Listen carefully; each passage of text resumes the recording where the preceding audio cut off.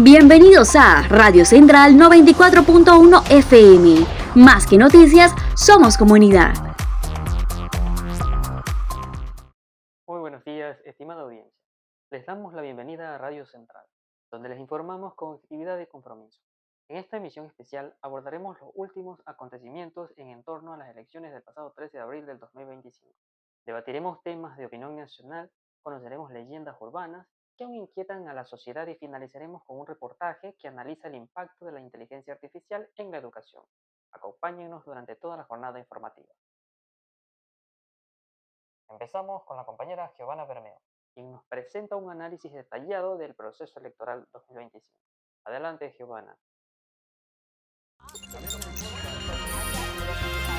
Giovanna Bermeo, estamos en el recinto electoral Marina Gallardo. En este momento estamos con la coordinadora de recinto, nos va a indicar un poco el proceso electoral que se ha llevado a cabo en este recinto. ¿Podría indicar, por favor?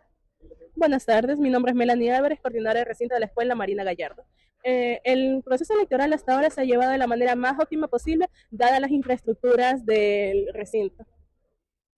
Después del proceso de conteo después del conteo de votos, ¿algo adicional que vayan a tener en cuenta? Tenemos que tener en cuenta todos los estatutos y las reglas dadas por el CNE para hacer un óptimo conteo de votos y tener los resultados más claros posibles. Sería a partir de las 5 de la tarde que se cierran lo que son las urnas. ¿Cómo están organizadas cada junta receptora del voto? Como dije anteriormente, están organizadas de acuerdo a los estatutos del CNE, cada quien sabe su rol y lo tiene que cumplir a cabalidad. Listo, muchas gracias, coordinadora, por su tiempo. Gracias, Giovanna, por abordar con claridad los retos que enfrenta el sistema electoral, resaltando la preocupación ciudadana frente a posibles irregularidades.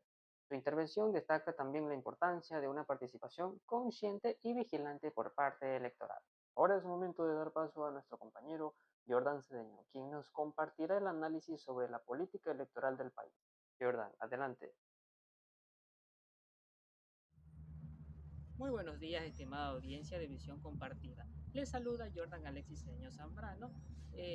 Actualmente nos encontramos a las afueras de la Unidad Educativa Pablo Zamora Salgado, lo cual estamos informando hoy, domingo 13 de abril, tiempo de elecciones, y nos encontramos actualmente hacia las afueras, ya que por motivos de la autoridad no pudimos ingresar hasta dentro de la institución. Y nos encontramos aquí con la ciudadana María Zambrano, lo cual es presidenta de una de las mesas de la Unidad Educativa Pablo Zamora.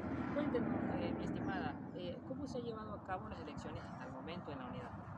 La verdad que las elecciones hasta el momento todo con transparencia, todo con tranquilidad, las personas se han acercado a la mesa a sufragar y hasta el momento pues no ha habido ningún inconveniente. Actualmente, ¿cuántas juntas receptoras de voto existen en el plantel? 10 femeninas y 10 masculinas. Bien, nos da a conocer nuestra estimada ciudadana que actualmente existen 10 juntas masculinas y 10 femeninas, lo cual nos identificamos gracias a su información y sobre todo pues con una transparencia adecuada, lo cual estamos informando desde las afueras de la Unidad Educativa Pablo Zamora Salgado, lo cual no nos han permitido ingresar por dichas razones, la cual pues es entendible por la fuerza del orden, entonces estamos informando desde las afueras. Para nosotros ha sido un privilegio estar informando hacia nuestra audiencia de Visión Compartida. De todas formas, seguiremos atentos a nuestros canales y sobre todo seguiremos informando desde cualquier parte de donde nos encontremos, ya que nuestra audiencia es diversa en información. Gracias por tu intervención, Jordan. Profundizas las divisiones sociales que reflejan en el proceso electoral, destacando cómo el discurso de los candidatos influye en la polarización. Subrayas también la necesidad de propuestas reales y no populistas para construir un país más justo. Volvemos a estudio y enseguida damos paso a la intervención de nuestra compañera Adriana Napa.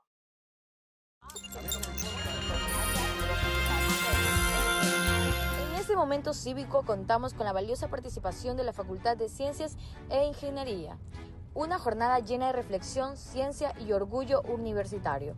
Nuestro rector comprometido con el crecimiento académico y humano de nuestra comunidad. Reafirma que el verdadero desarrollo de la educación está en UNEMI, porque aquí apostamos al conocimiento, a la innovación y al futuro de nuestro país. Sigamos construyendo juntos una universidad que transforma vidas. Esto es UNEMI.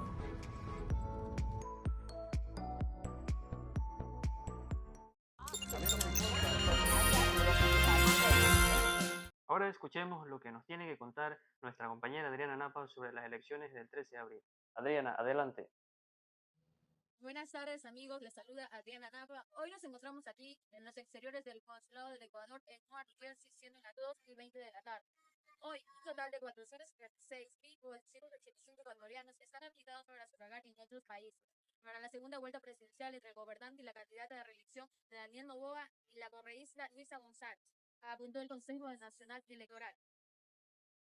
El presidente candidato Daniel Noboa y la representante del correísmo Luisa González buscan llegar a la presidencia del Ecuador para gobernar durante un periodo general de 4 años. Primicias le presenta directo la evolución de resultados oficiales en esta página, al igual que lo hizo en la primera vuelta, detallando la evolución del conteo de votos. Gracias, Adriana, por enfatizar el rol de los jóvenes en el proceso electoral, haciendo un llamado a votar con responsabilidad. Resaltar cómo la apatía política puede ser combatida en educación cívica y participación activa. Nos vamos a una breve pausa comercial, pero al volver abordaremos temas de opinión que están dando mucho de qué hablar en todo el país. Ya regresamos más en Radio Central.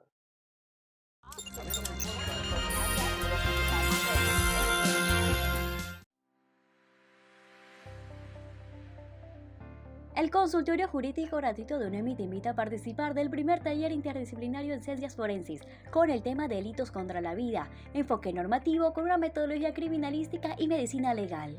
Ven y forma parte de esta gran experiencia el día jueves 3 de julio a las 8 de la mañana en el auditorio del Bloque W. Además del abordaje teórico, se desarrollará una demostración práctica de una intervención en una escena del crimen. Solo aquí, en UNEMI.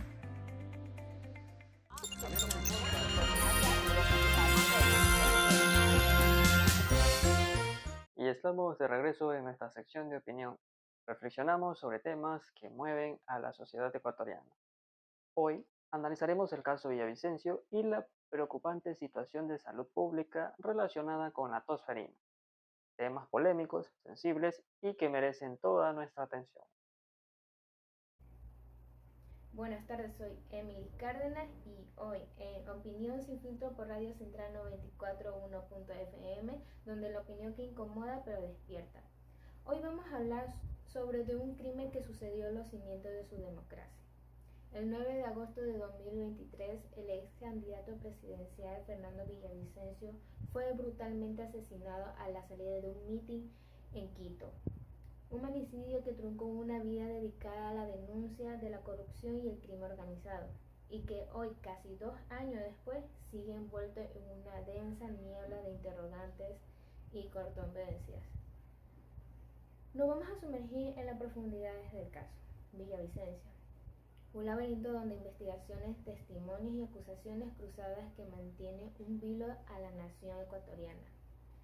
Un caso que no solo busca justicia para una víctima, sino que también pone a prueba la integridad de nuestras instituciones y la capacidad del Estado para enfrentar las sombras del crimen organizado y la posible infiltración política.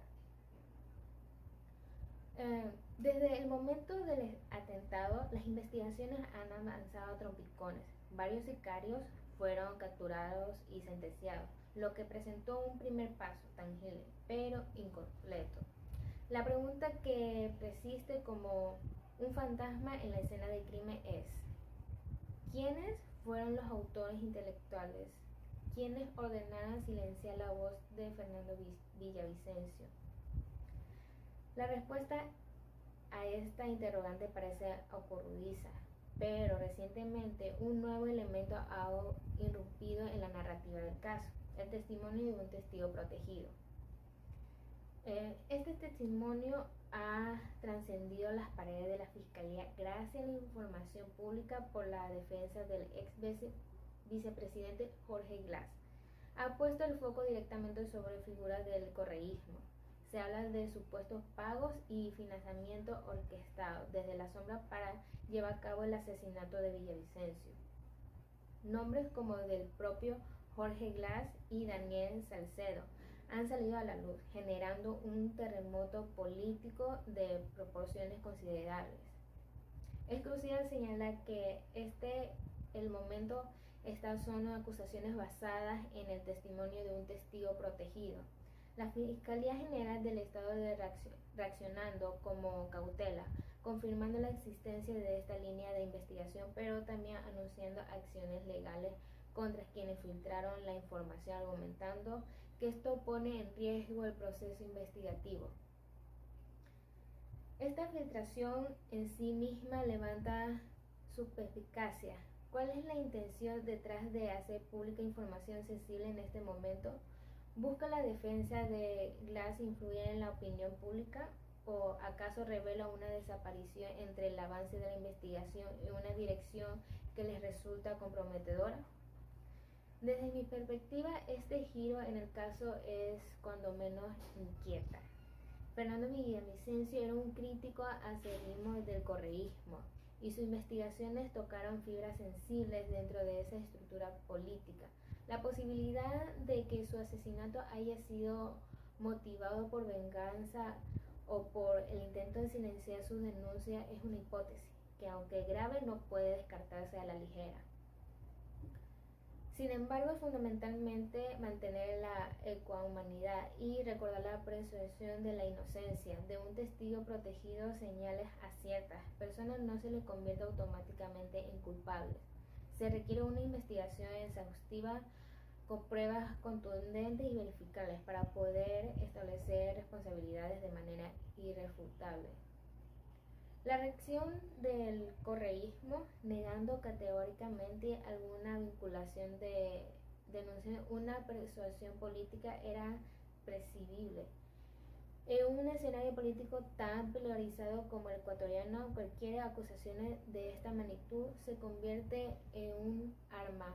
Filtración de información reservada sobre el asesinato de Fernando Villavicencio trajo consecuencias. La Fiscalía abrió una investigación en contra de Sonia Vera, abogada de Jorge Glass, por haber publicado la versión de Lenin Vimos, sentenciado del caso Plaga, en la cual señala al ex vicepresidente como el autor intelectual del crimen. La Fiscalía, según su comunicado, no tolerará la difusión de información restringida. No se puede admitir el uso de argucias que buscan desviar, tergiversar y entorpecer las investigaciones. Se ha dispuesto que la profesional del derecho que difundió dicha información comparezca y rinda la versión sobre los hechos. La versión que difundió la abogada de Glass fue rendida hace más de un año, el 4 de abril de 2024. Entonces, Lenin Vimos contó a la Fiscalía sobre el plan para matar a Villavicencio y, además de Glass, involucró a Ronnie Aliaga, José Serrano, Javier Jordán y Daniel Salcedo. Su fuente de información fue Jorge Chonillo, alias Negro Giorgi, sicario del narcotraficante alias Gerard y miembro del cartel Jalisco Nueva Generación.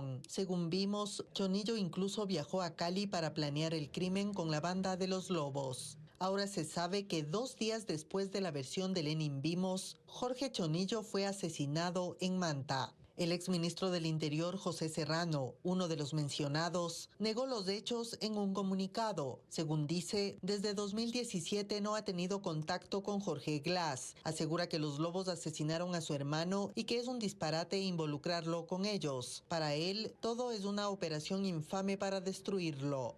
La abogada Sonia Vera no se ha pronunciado sobre la acción fiscal y la convocatoria a rendir versión. Se conoce que ella vive fuera del país. Al analizar este video es crucialmente una postura escéptica y rigurosa en la era de la desinformación y la manipulación digital.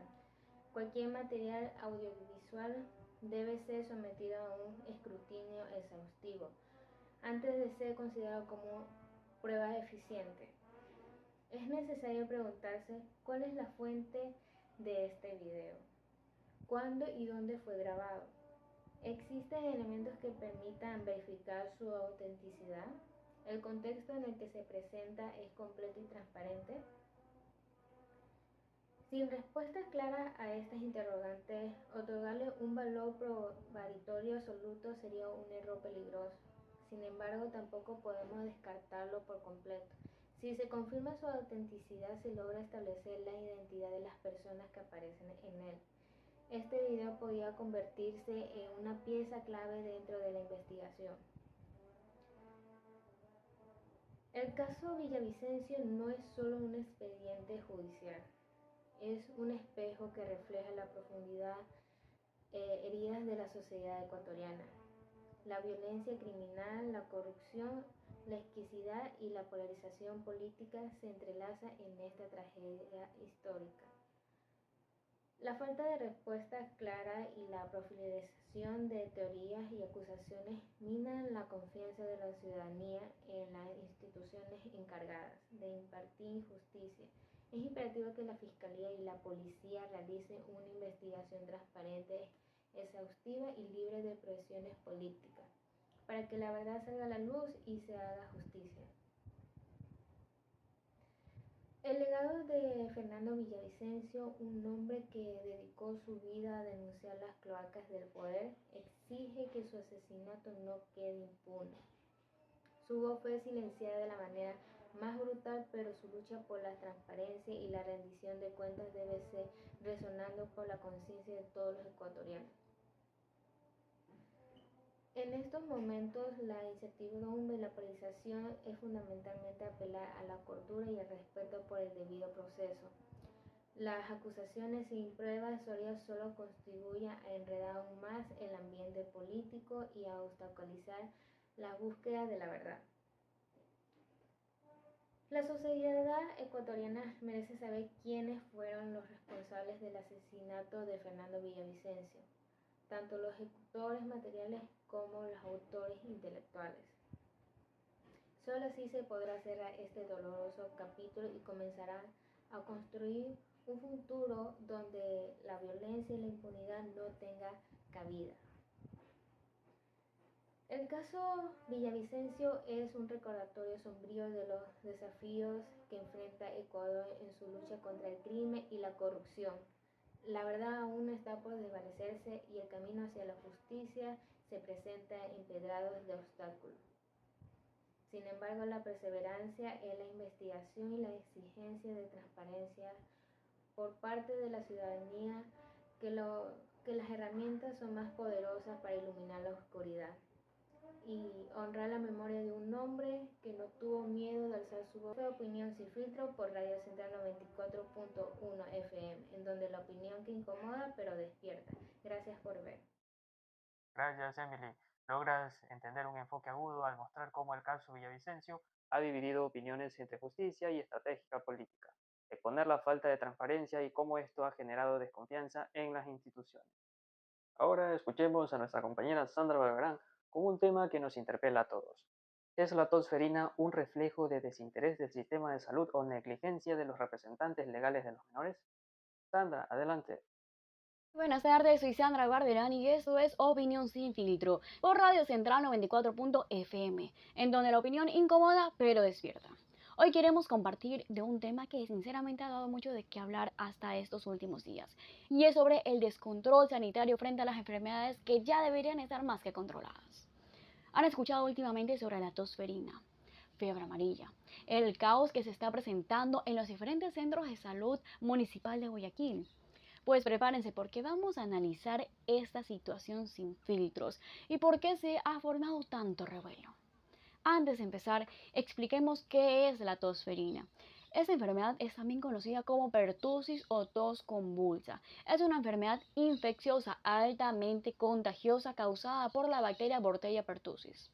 Se caracteriza por ataques violentos de tos que pueden durar semanas o incluso meses, y así como lo oyen es realmente grave, especialmente en bebés, en niños pequeños y hasta incluso en adultos mayores, y puede causar complicaciones incluso hasta llegar a ser mortal si no se trata a tiempo. La pregunta del millón y es que ¿cómo se transmite? Se puede contagiar a través de gotas de saliva o secreciones respiratorias de personas ya infectadas. Y los síntomas no es que solo te provoca ataques de tos violentos y prolongados que pueden llegar a ser muy difíciles de controlar y causarte hasta vómitos, sino que también es una tos que se prolonga por semanas, meses, puede llegar a ser hasta crónica. Otros síntomas más, y es que puede incluir fiebre, congestión nasal y otros síntomas muy similares al resfriado común.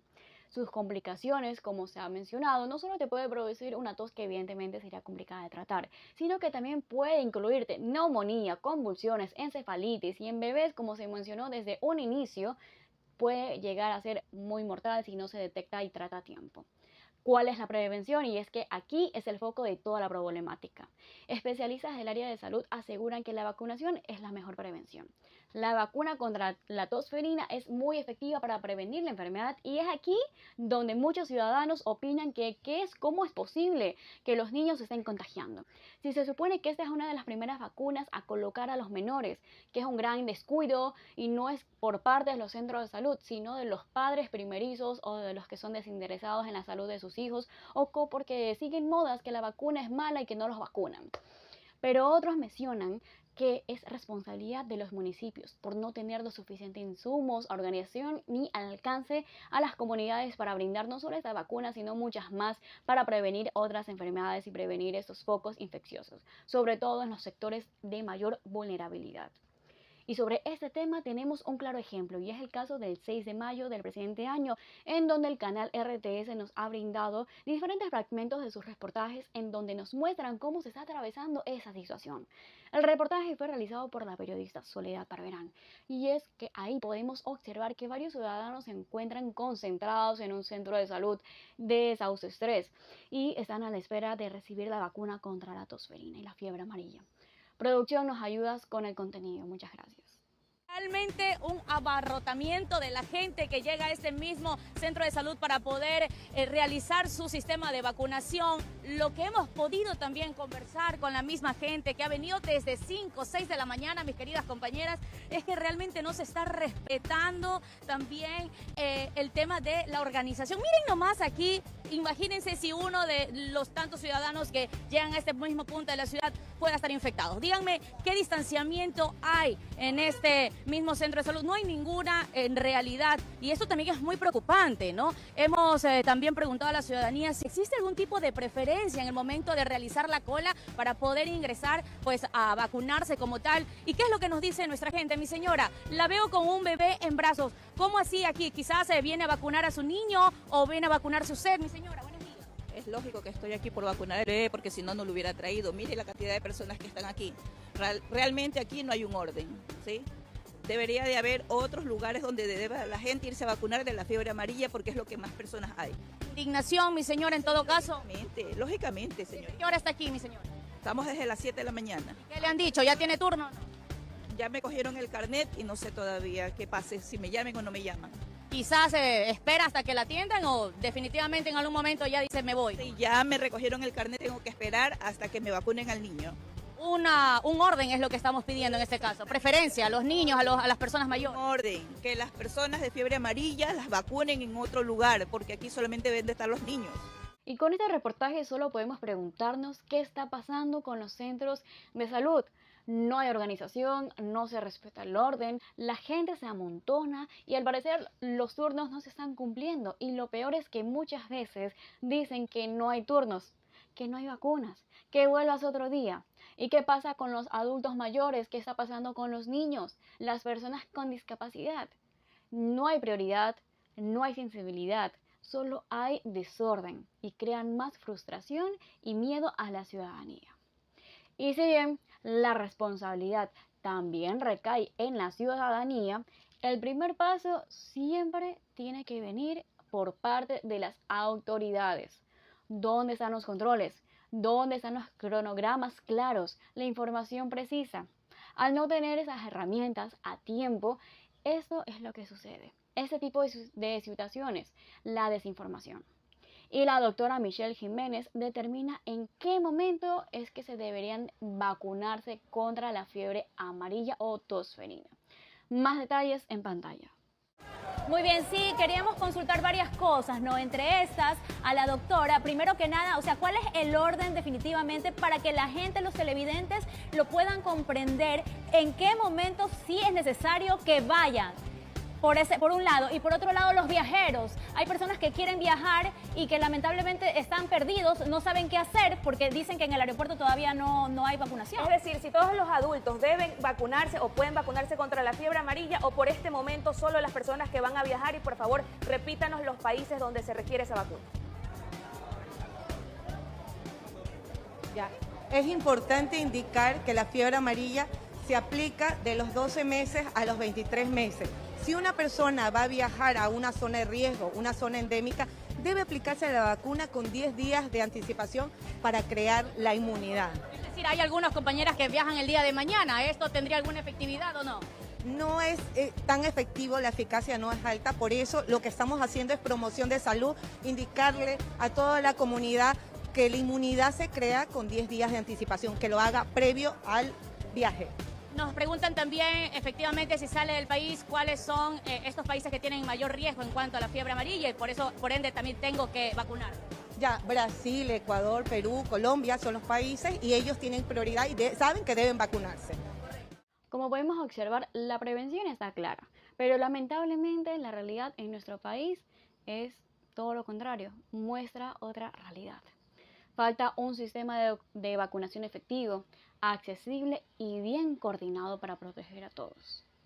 Y hablando de seguridad y prevención, sabemos que tenemos que cuidarnos y una de las formas de hacerlo es usar mascarilla en el caso de tener o presentar alguno de estos síntomas. Pero ¿qué pasa cuando la salud se convierte en un negocio? Porque eso fue lo que vimos con el caso de las mascarillas y el alcohol. Producción, ayúdame con el contenido, por favor.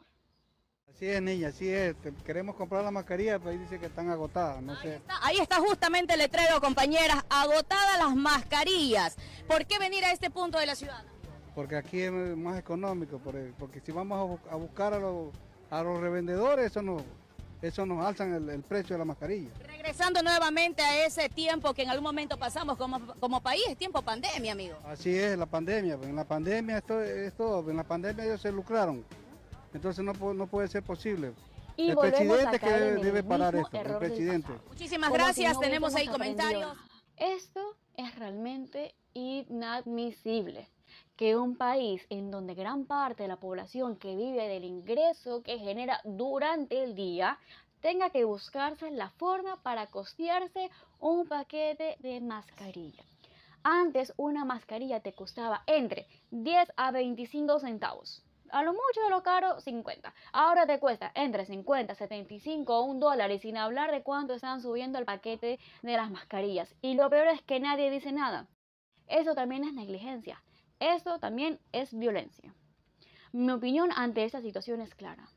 Estamos frente a un sistema de salud que reacciona, sí, pero la mayoría de veces no previene este tipo de situaciones tan terribles. Improvisa pero no planifica y si lo hace no hay un procedimiento correcto a menos que no esté frente a una cámara. Como pueblo no podemos seguir callados y quedarnos de brazos cruzados e indignados. No podemos seguir permitiendo que una enfermedad prevenible vuelva a deteriorarnos tanto. Tampoco que las mascarillas, ni el alcohol, ni demás productos se conviertan en un lujo. Tenemos que exigir campañas reales. Exijamos control, exijamos respeto. Y por supuesto, tampoco hay que echarles netamente la responsabilidad y la culpa a los centros de salud y especialistas del área. Hay que hacer una autocrítica. Como ciudadanos debemos primero informarnos, vacunar a nuestros hijos en el tiempo que es estipulado, cuidarnos a nosotros mismos y exigir nuestro derecho a una salud digna. Para cuidar a los demás, primero tenemos que empezar a cuidarnos a nosotros mismos. No tenemos que esperar que primero nos afecte para recién levantar la voz. Hemos llegado al final de este espacio, pero no al final del problema. La salud pública no puede seguir siendo un caos improvisado. Hoy hablamos sin filtros, hablamos con la verdad por delante.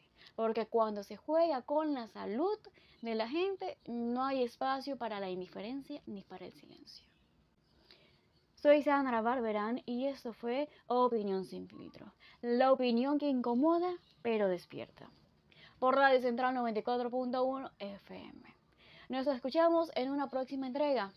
Pero recuerda, lo que no se dice también enferma. Muchas gracias y buenas tardes.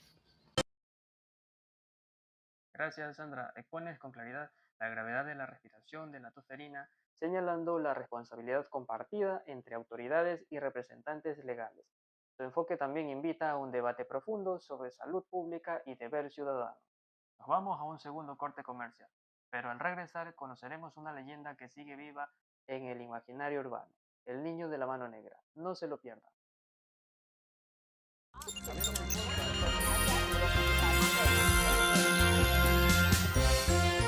comunidad UNEMI. Hoy estamos de fiesta porque llega uno de los mejores eventos más esperados por todos, la novatada UNEMI 2025. A partir de las 3 de la tarde, los exteriores del edificio BioUNEMI se llenan de alegría, color y mucha emoción para darle la bienvenida a los nuevos estudiantes de nuestra universidad. Tendremos concursos súper divertidos, la elección de la señorita novato, espectaculares coreografías preparadas por cada carrera y un ambiente lleno de energía y compañerismo. Y por si fuera poco, contaremos con la presencia de artistas invitados como el grupo La Fórmula y John Briel, que pondrán a bailar a toda la comunidad universitaria. No te lo puedes perder esta tarde y noche inolvidable.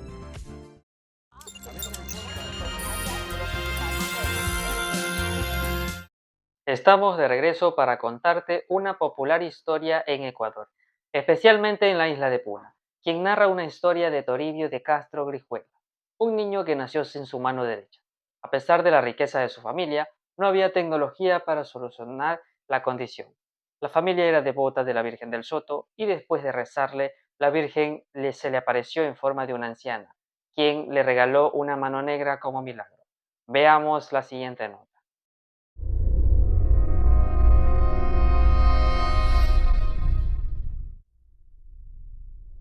Bienvenidos una vez más a Radio Central, Relatos de la Medianoche, 94.1 FM. Hoy viajamos hasta un pequeño pueblo escondido, entre los Andes ecuatorianos, donde una historia ha estremecido a generaciones. El niño de la mano negra. Esto es Relatos de la Medianoche, 94.fm. La noche había caído con una lluvia persistente, suave pero constante, como si el cielo llorara por un recuerdo que aún no podía olvidar. En una antigua casona de madera, con muros que guardaban secretos y pasillos que crujían con cada paso, Mateo, un niño de apenas 10 años, se sentó junto a su abuela. La mecedora en la que ella descansaba se movía lentamente, al compás del viento que se colaba por las rendijas de la ventana. Mientras tanto, en la cocina, su madre preparaba un té caliente, intentando ignorar la tormenta que golpeaba con insistencia el techo de zinc. La vieja casa olía a madera mojada y a tierra, y ese tipo de noches siempre trae consigo recuerdos que nadie quiere despertar. Abuelo, ¿es verdad lo que dice la niña que aparece con la mano negra? Shh, no lo digas en voz alta, mijo. Esa historia trae consigo más que miedo. Mamá, por favor, no le llenes la cabeza al niño con esas cosas. Es solo una leyenda de pueblo.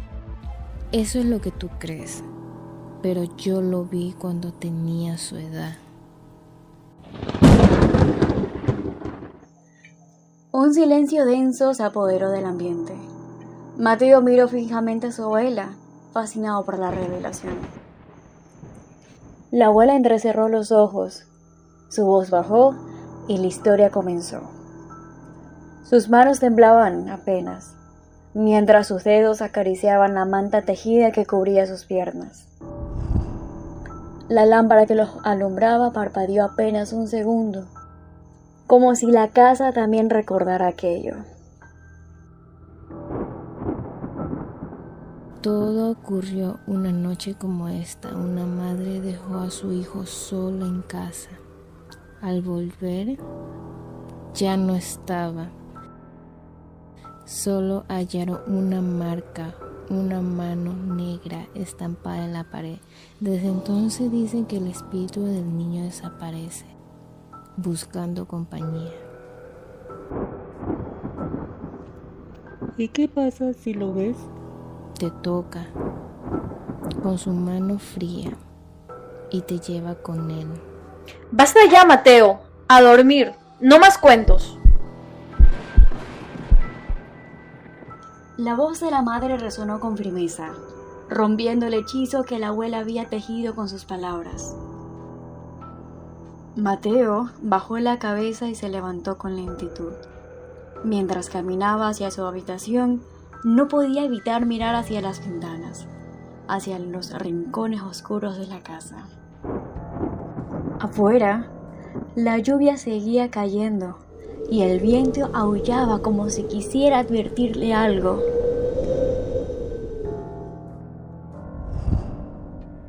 La vieja escalera crujía con cada uno de sus pasos, y en su habitación todo parecía más oscuro de lo habitual, como si la historia hubiera abierto una puerta invisible.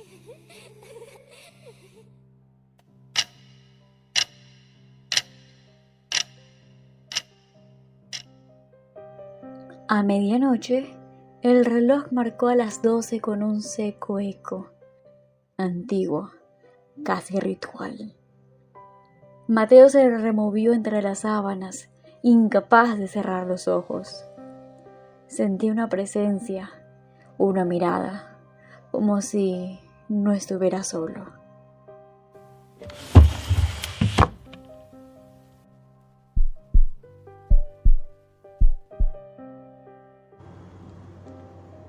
Mamá, abue.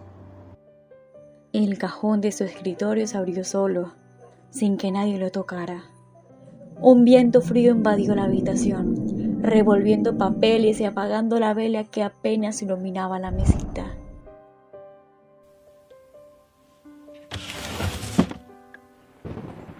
La ventana se abrió con violencia y ahí, al pie de la cama, estaba él.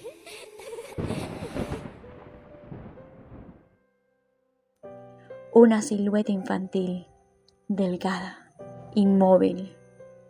Sus ojos, dos huecos oscuros que parecían absorber la luz. Y su mano, completamente negra, como quemada, como manchada por la sombra mismo del miedo.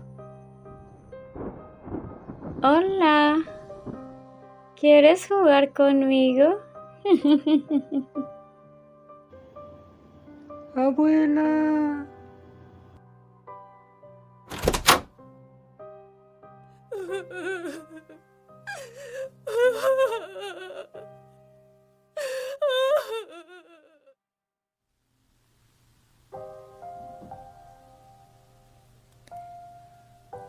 Te lo advertí.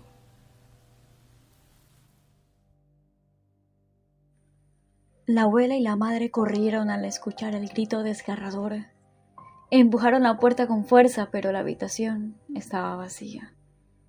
El viento se había detenido, la vela apagada, y en la sábana la marca de una mano negra, aún fresca, como si acabaran de tocar.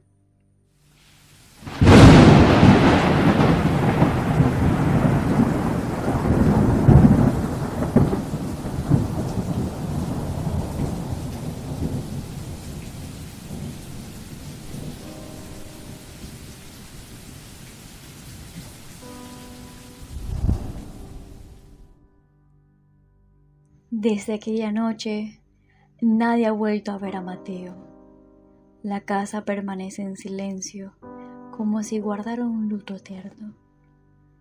Pero en el pueblo, algunos juran escuchar pasos pequeños corriendo por los pasillos vacíos. Otros dicen haber visto una figura junto a los caminos en noches de lluvia. Y todos, sin excepción, tiemblan al encontrar esa marca oscura en la pared, en una sábana o en la puerta de su propia casa. Tal vez tú seas el próximo. Tal vez ya te tocó.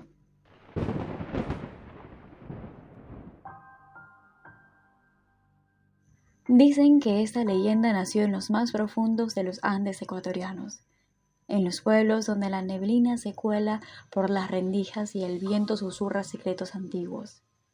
La historia del niño de la mano negra se ha contado por generaciones, entre abuelas y nietos, como una advertencia envuelta en susurros.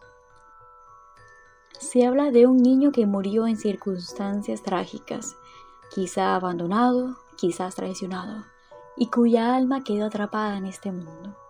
Desde entonces, Su silueta aparece en las noches frías, con una mirada vacía y una mano completamente negra.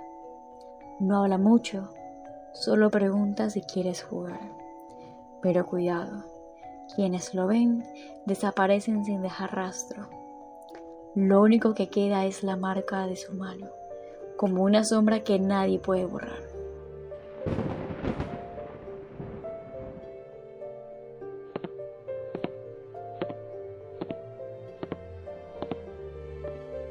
Algunos aseguran que aún pueden oír sus pasos y su risa entre los pasillos, y que no descansa, porque sigue buscando compañía con quien jugar.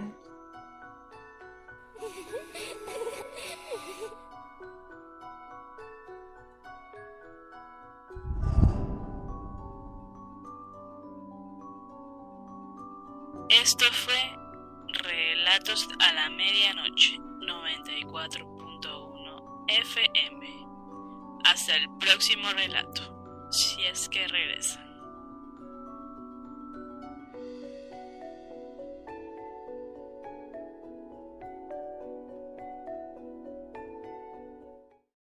Con esto nos vamos a una breve pausa, pero al volver te contaremos sobre la educación y tecnología, con nuestra especialista, la licenciada Samantha Barberán, quien nos contará más sobre cómo la inteligencia artificial está afectando el pensamiento crítico de los estudiantes.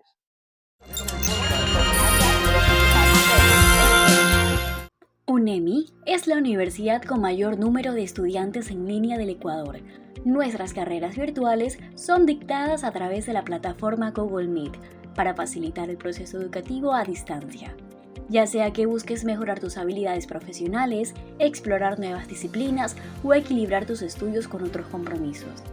Es la solución perfecta para tus estudios de grado y posgrados online. Somos UNEMI.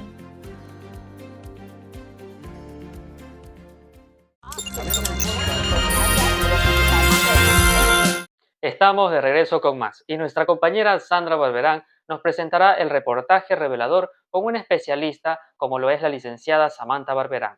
La inteligencia artificial en la educación, avance o amenaza para el pensamiento crítico. Adelante, Sandra. La inteligencia artificial ha revolucionado la forma en que aprendemos, investigamos y resolvemos problemas. Pero, ¿qué impacto tiene realmente en el pensamiento crítico de los estudiantes? En este reportaje analizamos cómo el uso de la IA puede ser una herramienta poderosa o un riesgo para el desarrollo del pensamiento autónomo en las aulas de clases. Hola, muchísimas gracias por la apertura y nuevamente bienvenidos a Radio Central 94.1 FM. Les habla Sandra Yaray Barberán y hoy a través de este espacio virtual les traigo un reportaje en el cual abordaremos una inquietud creciente dentro de las aulas de clases.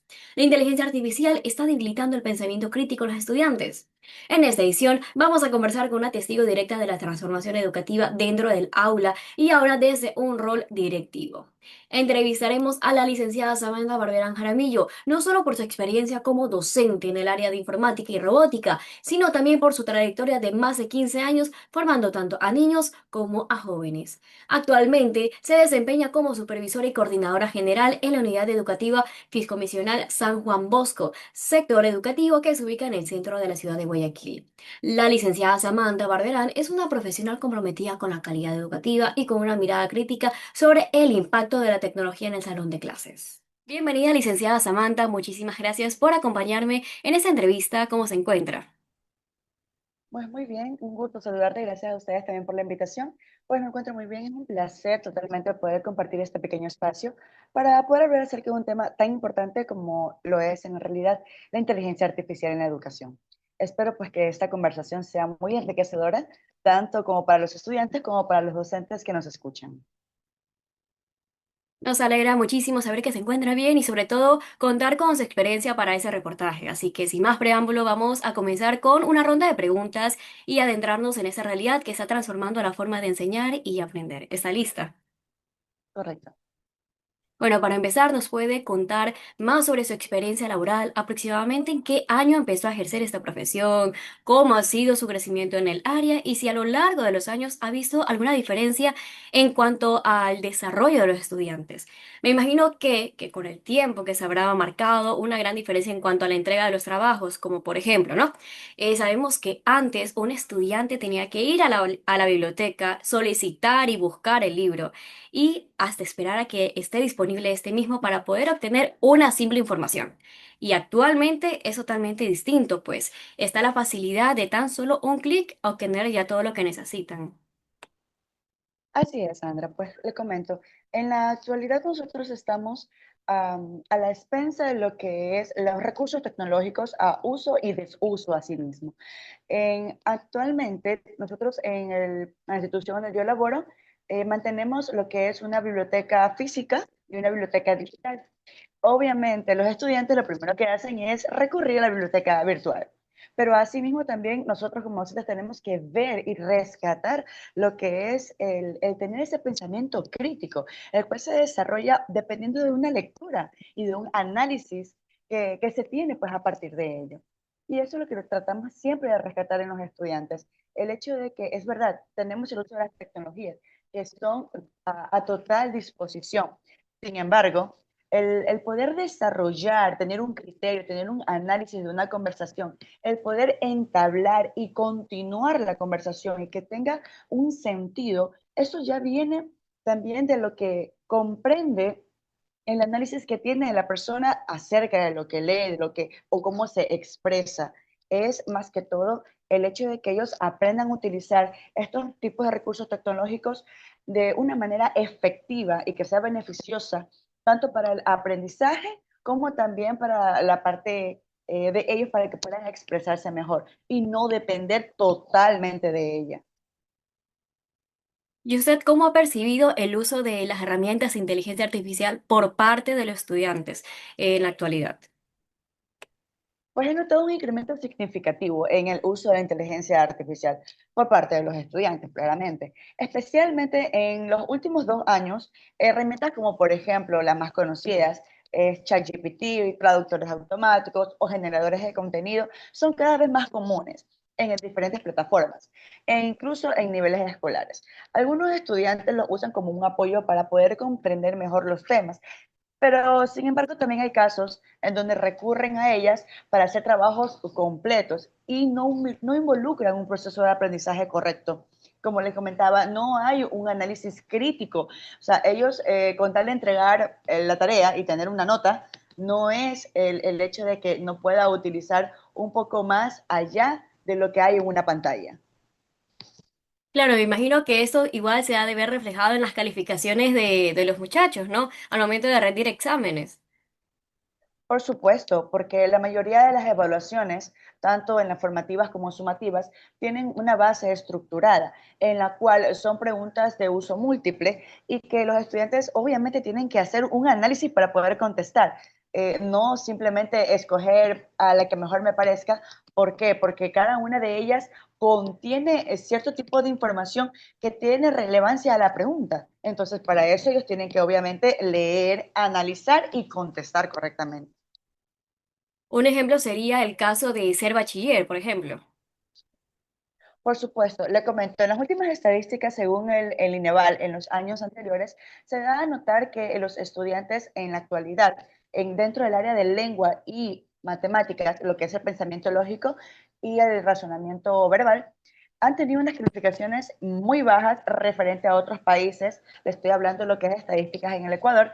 Y esto también se ha visto reflejado, es porque no hay un criterio o un pensamiento crítico o un eh, razonamiento lógico dentro de los estudiantes. ¿Por qué? Porque no tienen desarrolladas este tipo de habilidades en la actualidad. ¿Y qué hace? Que al momento de que se les presenten o este tipo de evaluaciones que son problemáticas, en la cual está la respuesta ahí, pero lo que tienen que hacer es buscar el análisis.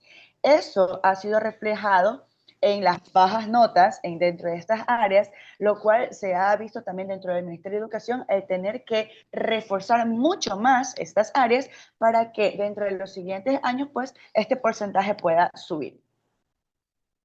Desde su rol como educadora, ¿usted cree que esta dependencia de la inteligencia artificial puede estar afectando en el desarrollo del pensamiento crítico en los jóvenes? No solo visto como en el área educativa, sino que más adelante, cuando ellos ya vayan a estar ejerciendo laboralmente. Exacto, definitivamente. Cuando un estudiante copia y pega la información sin analizarla, sin cuestionarla o sin intentar comprenderla, su pensamiento crítico se estanca. El problema no es la herramienta o el uso de ella, sino el hecho de que se pueda utilizar como herramientas automáticas, pero también asimismo no fomentar la reflexión. Por lo contrario, el estudiante comienza a depender de ella. Y eso es lo que nosotros tenemos que resaltar, que no dependan solo de una máquina, sino que tienen que hacer el esfuerzo de tener un propio análisis y manejar un criterio, quizás utilizar parafraseos, que también es válido, pero más que todo el tener su propio pensamiento y proyectarlo. Y usted en su momento que fue docente, ¿qué diferencias ha notado entre los estudiantes que utilizan la IA como una herramienta complementaria y aquellos que dependen totalmente de ella? Me imagino que también esto no solo se ve, bueno, se nota en los que son en las notas, sino que en el aula de clases. Capaz algunos estudiantes son calladitos, no participan, a diferencia de otros que al momento que se inicia lo que es la ronda de preguntas, ellos ya están súper activos. De casualidad sí se ve eso en clases. Por supuesto, se nota la diferencia muy claramente. Los estudiantes que usan IA como apoyo para poder tener una referencia de lo que es la parte investigativa, se ve pues una actitud mucho más participativa en clase, que les gusta el poder hacer preguntas, el tener una interacción sobre el tema sin salirse de la línea. Sin embargo, también hay estudiantes, pues, y uno nota de los que aquellos que dependen totalmente de ella son estudiantes que no se involucran en la clase o no tienen no pueden continuar una línea dentro de lo que es un debate, por ejemplo, pero ¿por qué? Porque están predispuestos solo a presentar la tarea física y a obtener una nota, sin tener algún tipo de sustentación o tener una idea clara de lo que se está aprendiendo dentro de los contenidos dados. Y en este contexto digital, ¿qué papel deberían asumir los docentes para promover un uso equilibrado de la inteligencia artificial? Ustedes como Los docentes docentes, tienen ¿cómo un le papel pueden crucial. decir? Correcto, los docentes tienen un papel crucial, pues, ¿no? Deben de enseñar a los estudiantes a pensar antes de copiar o hacer antes del copia y pega, por así decirlo, a cuestionar la información que reciben, constatarla no solo de una fuente, sino de varias. ¿Por qué? Porque esto me da a mí a entender que, que esto es algo real, que es algo que está sucediendo. También es importante fomentar actividades en clase donde el análisis, la discusión, la creatividad sean valoradas y sean tomadas también en cuenta, no solo con el hecho de saber de que, ok, está cumpliendo con la nota, sino que fomentar esa idea investigativa en los estudiantes. No se trata de prohibir la IA, sino de enseñar a usarla con criterio, porque aún así es una herramienta muy, muy satisfactoria, muy beneficiable para todos, pero también asimismo es una herramienta que nos puede perjudicar ya que baja nuestros niveles de pensamiento y vamos a depender solo de lo que diga la máquina sin poder interpretar lo que dice. Y finalmente, ¿qué estrategias considera importante para reforzar el pensamiento crítico en las nuevas generaciones, incluso con los avances de estas tecnologías? Bueno, una estrategia clave es a fomentar la investigación guiada, por ejemplo, que los estudiantes no solo busquen respuestas, sino que también formulen preguntas acerca de lo que ha investigado, lo que ha leído, lo que quiere saber, porque también es el hecho de tener un poquito de curiosidad. ¿Y la curiosidad a dónde nos lleva? A la investigación. ¿Y la investigación a dónde nos lleva? A poder crear y tener mucho más contenidos que nos ayuden a enriquecer este conocimiento. También es importante promover debates, análisis de casos reales, aprendizajes basados en proyectos, lo que son los famosos APP que se utilizan actualmente en algunos colegios, y aún así también la evaluación oral, por supuesto. En definitiva, yo creo que darles los espacios donde el pensamiento no se mida solo por lo que entregan en un papel, sino también por lo que pueden ellos argumentar, defender, transmitir, comunicar, analizar y darlo a entender con sus propias palabras. Muchísimas gracias, licenciada Samantha, por cada una de sus aportaciones. De verdad le agradecemos profundamente por habernos acompañado desde su experiencia y por brindarnos esta reflexión tan necesaria. Sin duda, su aporte permite mirar el aula desde otra perspectiva, donde el uso de la tecnología debe estar siempre acompañado de conciencia y también de formación. Nuestra especialista Samantha Barberán nos brinda sus investigaciones cómo el uso excesivo de herramientas de IA están llevando a los estudiantes a depender menos del razonamiento propio. En su reportaje también destaca la importancia del equilibrio entre tecnología y desarrollo cognitivo. Así concluimos esta edición especial de Radio Central. Hoy recorrimos el pulso de las elecciones del pasado 13 de abril. Reflexionamos sobre temas que marcan a nuestra sociedad. Revivimos leyendas que forman parte de nuestra identidad y analizamos cómo la tecnología impacta en la educación del presente. Desde este espacio, agradecemos a cada ciudadano por acompañarnos y mantenerse informado, porque una ciudadanía informada no solo observa, también transforma. En nombre de todo el equipo les habló Jordan Cedeño. Nos reencontramos en una próxima emisión. Buenas tardes. Eso fue Radio Central en 94.1 FM.